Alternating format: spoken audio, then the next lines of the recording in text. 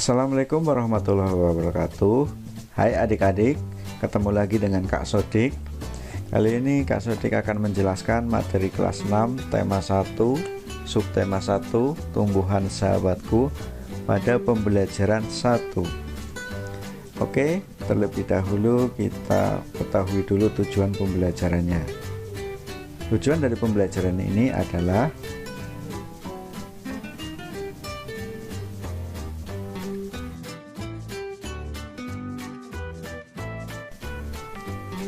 pada materi yang akan saya bawakan ini, adik-adik dengar, baca, dan temukan informasi.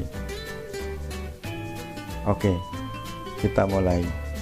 Coba adik-adik perhatikan pohon yang ada di depan rumah, halaman sekolah, di tepi jalan, atau pohon yang ada di mana saja. Pohon-pohon tersebut menghasilkan makanan melalui fotosintesis. Apa itu fotosintesis? Fotosintesis adalah pembentukan zat makanan yang dilakukan oleh tumbuhan yang memiliki zat hijau daun atau klorofil dengan bantuan cahaya matahari. Fotosintesis sendiri tidak akan terjadi apabila tumbuhan hijau tidak memenuhi 4 faktor. Apa saja? Yaitu memiliki klorofil, cahaya matahari, kemudian ada air, dan juga ada karbon dioksida.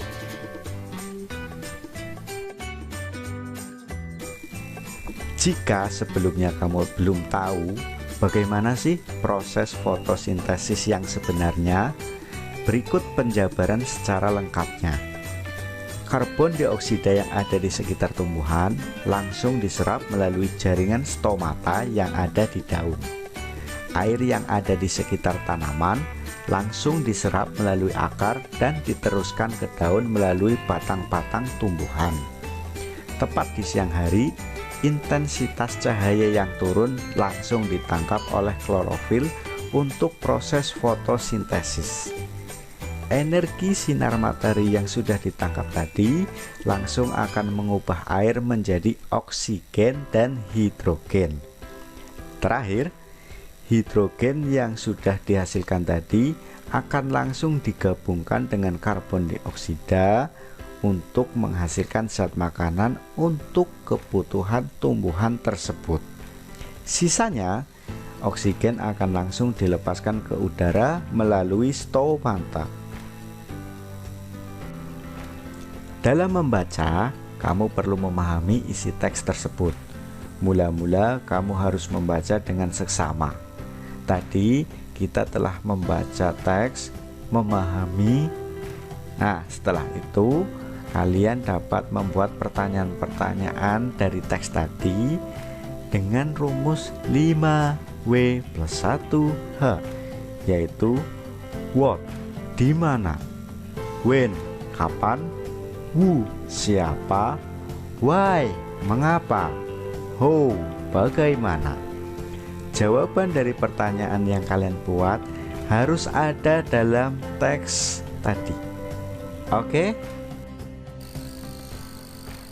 Materi selanjutnya yaitu tentang perkembangbiakan generatif. Tumbuhan merupakan makhluk hidup dengan salah satu cirinya yaitu berkembang biak. Kemampuan berkembang biak suatu makhluk hidup berperan untuk menghasilkan individu baru. Pada tumbuhan, cara menghasilkan individu terdiri dari 2 cara, yaitu vegetatif dan generatif. Tumbuhan vegetatif pada tumbuhan adalah cara menghasilkan individu baru tanpa melalui pembuahan atau secara aseksual atau tak kawin. Sedangkan perkembangbiakan generatif pada tumbuhan merupakan pembentukan individu baru yang didahului oleh peleburan sel gamet atau secara kawin. Alat perkembangbiakan generatif pada tumbuhan adalah bunga. Bagian bunga terdiri dari putik, benang sari, mahkota, kelopak, bakal biji, bakal buah, dasar bunga dan tangkai bunga. Berdasarkan kelengkapan alat perkembangbiakan atau alat kelaminnya, bunga dibedakan menjadi dua, yaitu bunga sempurna dan bunga tidak sempurna. Bunga tidak sempurna ditandai dengan adanya satu alat perkembangbiakan. Bisa hanya terdiri atas benang sari saja atau hanya putik saja. Sedangkan bunga sempurna adalah bunga yang memiliki dua alat perkembangbiakan dalam satu bunga. Artinya, putik dan benang sari menyusun bagian-bagian bunga sempurna. Berdasarkan kelengkapan penyusun bunga, bunga dibedakan menjadi dua, yaitu bunga lengkap dan bunga tidak lengkap. Bunga dikelompokkan ke dalam bunga tidak lengkap jika tidak memiliki salah satu bagian-bagian bunga yang terdiri atas kelopak bunga, mahkota bunga, putik, atau benang sari. Kategori bunga lengkap dapat dilihat dari adanya kelopak bunga, mahkota bunga, putik, dan benang sari. Macam-macam penyerbukan. Penyerbukan itu sendiri adalah peristiwa menempelnya serbuk sari pada kepala putik. Macam-macam penyerbukan dapat dikelompokkan berdasarkan perantara dan berdasarkan asal serbuk sari. Penyerbukan berdasarkan perantaranya meliputi penyerbukan oleh angin, penyerbukan oleh hewan, penyerbukan oleh air, dan penyerbukan oleh manusia. Sedangkan macam-macam penyerbukan berdasarkan asal serbuk sarinya meliputi penyerbukan sendiri, penyerbukan tetangga, dan penyerbukan silang. Sekian tentang perkembangbiakan generatif.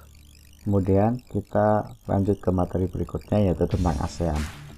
ASEAN merupakan singkatan dari Association of Southeast Asian Nations, merupakan salah satu kerjasama regional di kawasan Asia Tenggara yang biasa disebut dengan Perbara, yaitu Perhimpunan Bangsa-Bangsa Asia Tenggara. Berdiri di Bangkok pada 8 Agustus 1967.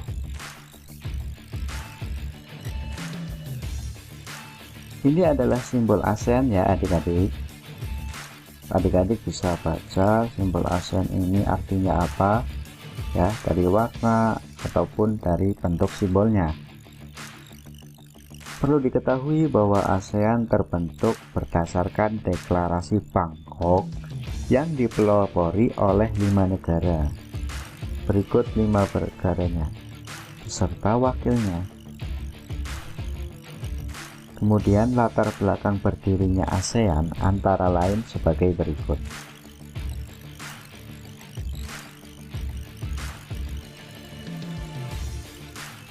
Tujuan berdirinya ASEAN adalah sebagai berikut.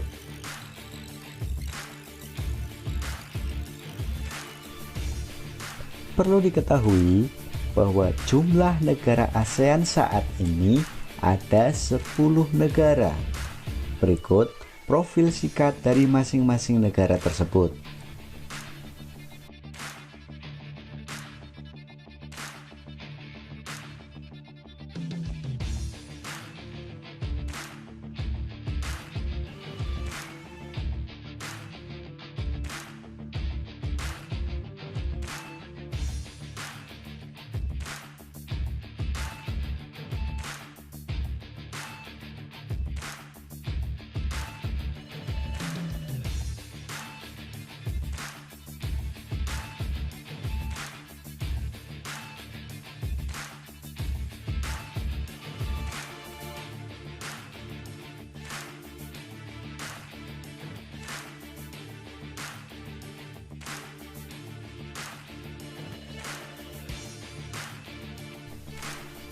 Sekian video dari saya, semoga bermanfaat. Kurang lebihnya saya mohon maaf.